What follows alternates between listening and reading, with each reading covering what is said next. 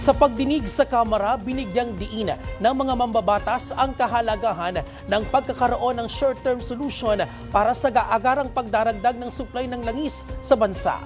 Ang detalye ihatid ni Jap Regala live mula sa Batasang Pambansa. Jap. Biyan kanina nga ay tinalakay ng mga mambabatas ang planong pagkakaroon ng petroleum reserve sa bansa. Sa pagdinig ng House Committee on Energy na pinangunahan ni Committee Chairperson Jose Alvarez, inilatag ang mga panukalang batas para sa pagtatag ng Philippine Strategic Petroleum Reserve. Ayon sa Department of Energy, pinag-aaralan ang posibleng joint venture ng Philippine National Oil Company para sa pagtatayo ng panibagong oil refinery sa Visayas o Mindanao upang madagdagan ang supply ng petrolyo sa bansa. Pero giit ng mga mambabatas, matagal na solusyon ang pagtatayo ng bagong refinery dahil aabutin ito ng ilang taon at malaking pondo.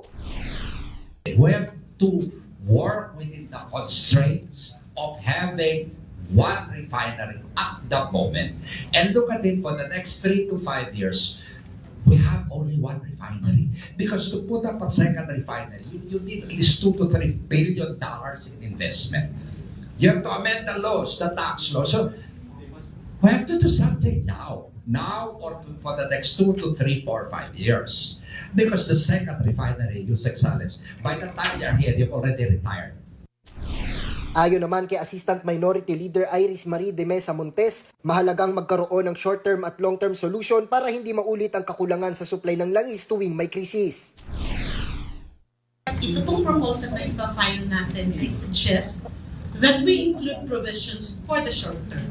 After all, we want to address this not only in the next 5 years, but mas long term. So we also include provisions that will address yung long term na framework na tuloy-tuloy po, na hindi tuwi na lang magkakakrisis, gagawa tayo ng ganito na response.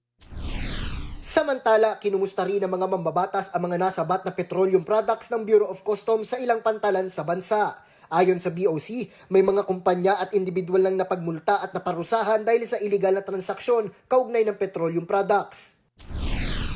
Sa Limay naman po, meron pong penalize ang port collector po doon o infraction po ng CMTA na din po sa batas po yun yung equivalent penalty. So yun po yung mga nangyayari po, Your Honor. So marami na kayo na-seize na vessels? Meron po, Your Honor. Yan ayon pa sa mga mambabatas ay dapat na itong masolusyonan para mapigilan ang kakulangan ng supply ng langis o mapigilan ang kakulangan ng supply ng langis. Balik muna sa iyo, Bien.